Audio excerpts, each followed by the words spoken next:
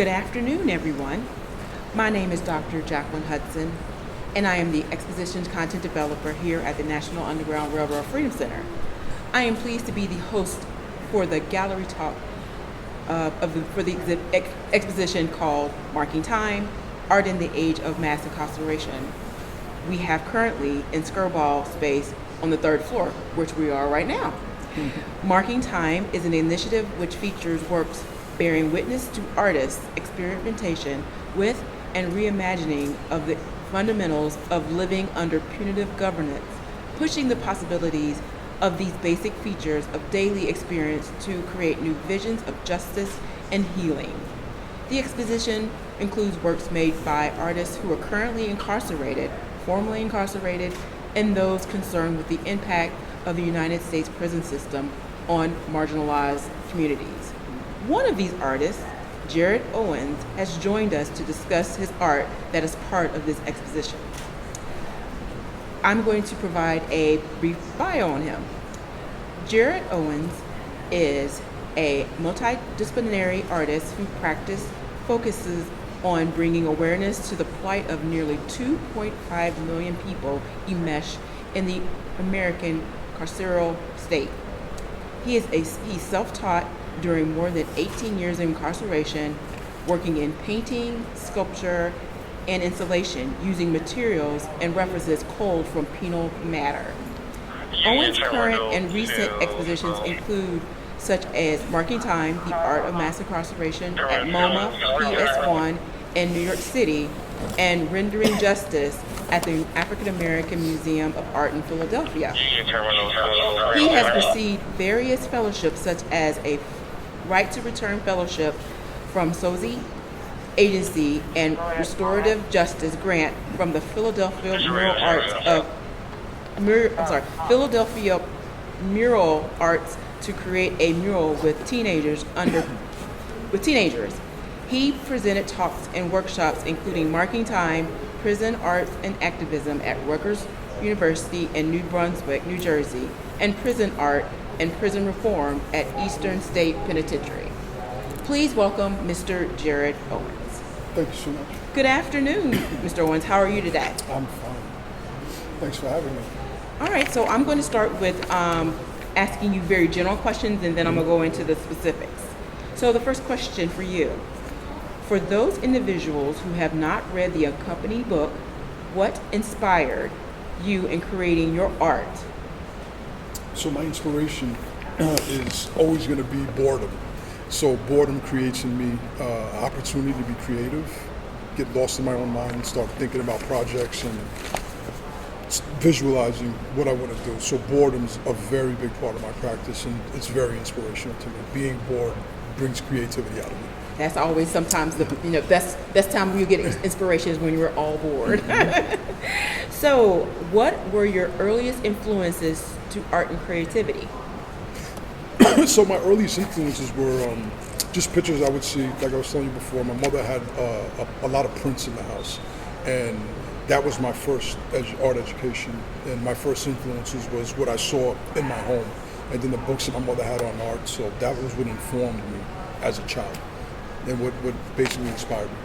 Awesome. It's always we find inspiration in many different forms, whether it's visuals or just looking at objects or whatnot. So it's great that your mom was a very early influencer in your art career. So my next question is, do you have a favorite part of painting? And what I mean by that is, this could refer to the actual painting or the stages an artist goes through to prepare or create the artwork. So there's really no favorite part. I think like the sentiment is sometimes the favorite part. The execution is not so much my favorite part, because then it's just like mechanical. It's really mechanical doing the actually physically painting or making the work. But for me, it's the moment when you're like, oh, this would be a great idea. That's what inspires me.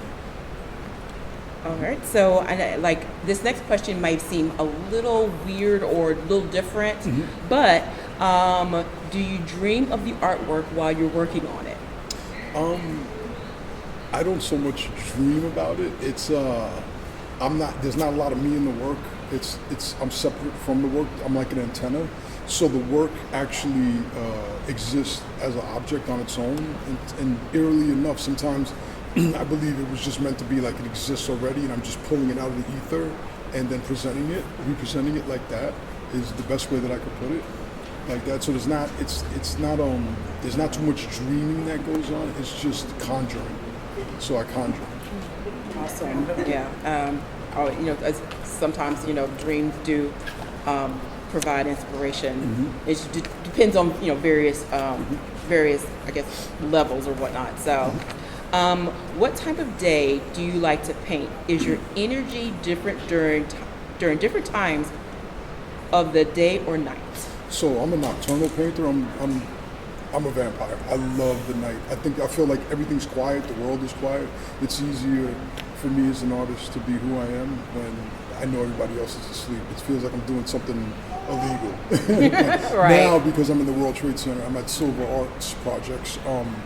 We have a lot of light there, so I've kind of switched up. I'm a morning person now. So I could do both, but I don't know which I'm leaning towards. I like getting things done early. Right.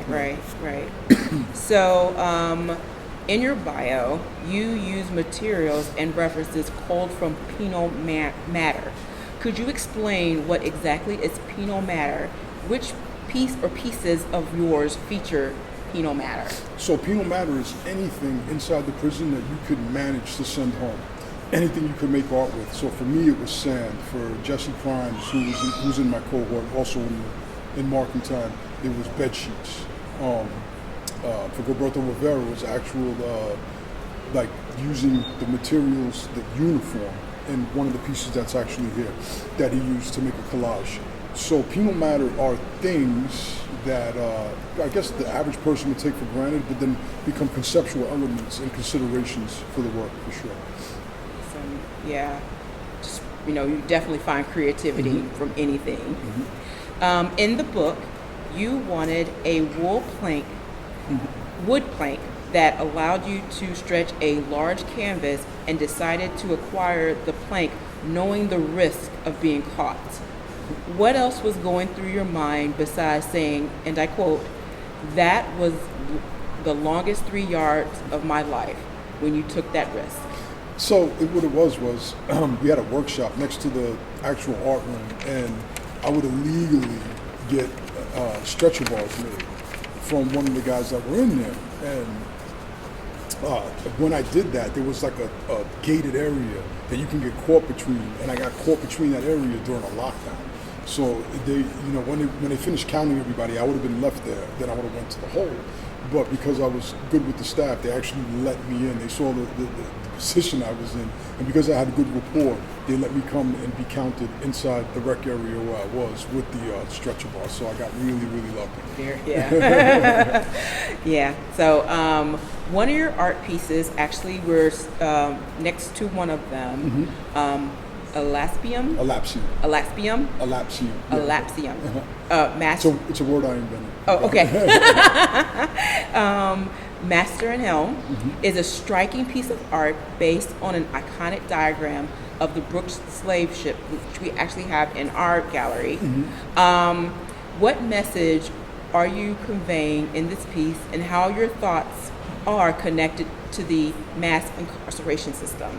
So for me, the Brooks slave ship was used, the diagram was used to abolish slavery in Britain. They brought it back to Britain to show them, hey, this is what's happening. I'm using it in a different way. I'm using it referencing inside a prison, us laying next to each other, separated by cells, but it always looked the same to me when I thought about it. So, and it seemed like it's a perfect segue into what's happening right now in contemporary world. It's the bodies laid out and next to each other in close quarters, and that's what I wanted to convey by using that as a reference for this actual work. Right. Yeah. I was reading the book and came across your painting. I was like, this is very, very striking, and it was like it brought a lot of emotions or feelings and a lot of great reactions to it. So that's the reason why I wanted to ask that question. So you've worked with other artists, and you mentioned both of them just a few minutes ago. What did you see in Roberto Rivera and Jesse Crimes to form the Fairton Collective? So with us, the main thing was Jesse was already a conceptual artist when I met him. So he had been doing that for years, and I kind of grasped onto the jewels that he give me about conceptual art. Gilberto's more of he likes to assemble things and use materials that are not art world materials, but he'll use them like they are. Like he'll use floor wax to seal a painting, just things I would never do, that I never considered. So a lot of the consideration into the materials and the conceptual elements of the work came from Jesse, and then materials also Jesse, but Gilberto Rivera had a big part in materials also, letting me know that you could use these things that aren't art to make art with. Yeah, that's great that you find fellow people who have that same vision in regards to creating art. So what else would you like to convey to the audience about your work? And then also you can, since we're actually standing by, sitting by both of your works here in the exhibit, you can, feel free to, point out some key things in both of the paintings. So what I want them to convey is that the shadow figures that are prominent in the work represent forgotten segments of society, whether it be mass incarceration, LGBT, anybody that gets X'd out is who I'm talking to. And I mean, the subject matter here is dealing with prison, but it's universal. It's universally being omitted from society. So that's what the X means in a lot of the work. And then the colors that I'm referencing are the palette is actually the palette that's inside of the prison. So the blue will always represent the police, and then the orange will always represent the prisoners. So here you have, like, in this painting, Oculus, you have this blue that's surrounding this orange, and it's moving, and it's like a constant struggle battle. That's what I wanted it to look like by having these colors and having this movement in the piece itself. I wanted to show an abstract representation of what it would look like in the physical world without physical bodies, is what this is. And then there's soil in this, actually from inside Fairton. There's soil inside the Affrilachian painting also. And this, like I said before, is a prototype for the Affrilachians that I do now. So this was the one that informed all of the newer ones. This was the first one that I ever did. So it's really, really important to me, this painting. Right. So kind of like an extension to your question is, is there, I guess, on average, how long does it take to you to create a piece? Well, it depends. I do a lot of pieces at one time. So I revisit them, I go back. It's not like I do one and I won't start another one. I start many because they're different conversations, and I don't want to just keep having the same conversation with the same piece of work every single day. So I'd rather start other things and then have different conversations with the work itself. Right. Awesome. So one of the things that I thinking about in one of your conversations is that you work with kids, teenagers. So what do you do, or how do you engage? How do you create that engagement? Like what I do with kids is basically the first thing I always do is try to find out who has the gift, and I don't separate them from the rest of the children, but they get different lessons, because it would be unfair to give all of the children the advanced lesson that the other child is getting, and then vice versa also, to give the advanced child the easy lesson. So what I try to do is, I think all kids are artists. I mean, everybody's an artist, but I think that kids, they have it more natural because they haven't been tainted by the world yet. So I kind of like feed on that, like just because they have a lot of unbiased opinions about things, and that's what I try to nurture in their artwork. Like that, so it makes it easier. Right, and especially, and it's kind of like, I guess, adding that extra layer of, they're always in their phones, and you have to, and it's like, so it's you have to find creative ways to get them to get them engaged. Yeah. Yeah. So, well, Well, I think that's it. I want to thank you for a great conversation about the art in mass incarceration, and to the audience, I hope this conversation will help you understand how artists like Mr. Owens devise strategies for visualizing, mapping, and making physically present the impact and scale of life under mass surveillance, criminalization, and imprisonment for targeted populations, underscoring how prisons and the prison industrial complex have shaped contemporary life. I would like to say a special thanks to Mr. Jared Owen for joining us in this very compelling conversation. I also like to thank Dr. Nicole Fleetwood, Mr. Stephen Fuller, and her team, and for bringing the exhibit to the Freedom Center. Lastly, if you have not visited the exhibit yet, be sure to visit. It's going to be in the Skirball space where we are right now, and it's on the 3rd floor, and we'll be here till the top of August. And thank you, and have a great day. No. Yeah, you got it from the last one, right? I got it from the last Okay, one. yeah. The audio. Perfect. Thank you so much. Of course.